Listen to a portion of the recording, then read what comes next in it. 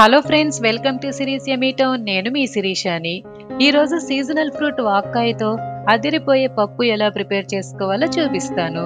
నోటికి పుల్ల పుల్లగా తినే కొద్దీ తినాలనిపించేలా చాలా టేస్టీగా ఉంటుంది. మీరెప్పుడూ ట్రై చేయకపోతే వీడియో స్కిప్ చేయకుండా చివరి వరకు చూసేసి మీరు కూడా ట్రై చేసి ఎలా ఉందో కామెంట్ చేసేయండి. మరి లేట్ చేయకుండా స్టార్ట్ చేసిద్దాం రండి. ముందుగా కుక్కర్లోకి 1 గ్లాస్ కందిపప్పు, అంటే సుమారుగా 50 గ్రాములు ఉంటుంది, కుక్కర్లోకి వేసేసుకుని శుభ్రంగా 2-3 సార్లు క్లీన్ చేసుకుని ఏ గ్లాస్తో అయితే కందిపప్పు తీసుకున్నారో అదే గ్లాస్తో 4 గ్లాసులు వాటర్ యాడ్ చేసుకోవాలి. ఇప్పుడు మూత పెట్టి పక్కన పెట్టేసుకుని గంట పాటు నానబెట్టుకోండి. పప్పు మంచిగా ఉడుకుతుంది.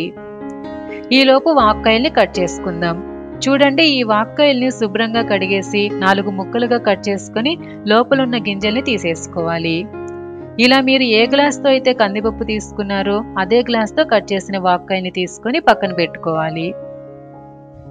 చూడండి, గంటకి పప్పు ఇలా కొంచెం నానిన తర్వాత కట్ చేసి పెట్టుకున్న వాక్కాయల్ని, మీ రుచికి సరిపడా ఉప్పు, 3 నుండి 4 చీలికలుగా కట్ చేసుకున్న పచ్చిమిర్చి, 1/2 టేబుల్ స్పూన్ కారం, 1/2 టేబుల్ స్పూన్ పసుపు వేసుకొని మూత పెట్టేసి స్టవ్ ఆన్ చేసి స్టవ్ మీద పెట్టుకుని 5 నుండి 6 విజిల్స్ వచ్చిన తర్వాత స్టవ్ ఆఫ్ చేసేసుకోండి.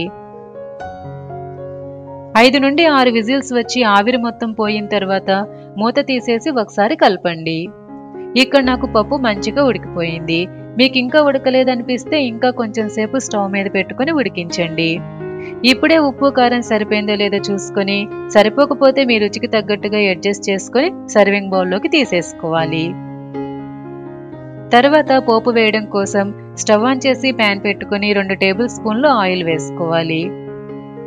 ఆయిల్ వేడయ్యాక 1/2 టేబుల్ స్పూన్ పచ్చిశనగపప్పు, 1/2 టేబుల్ స్పూన్ మినప్పప్పు, 1/2 టేబుల్ స్పూన్ ఆవాలు, 1/2 టేబుల్ స్పూన్ జీలకర్ర, 3 ఎండుమిర్చి వేసుకుని ఫ్రై చేయాలి.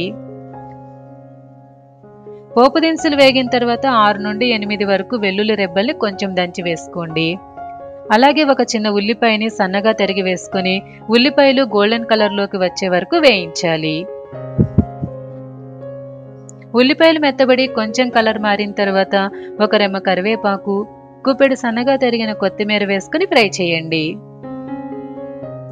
కొత్తిమీర కరివేపాకు ఫ్రై అయిన తర్వాత 1/2 టేబుల్ స్పూన్ ఇంగు వేసుకొని ఒకసారి కలుపుకొని స్టవ్ ఆఫ్ చేసేసి పోపును పప్పులో వేసేసుకోవాలి.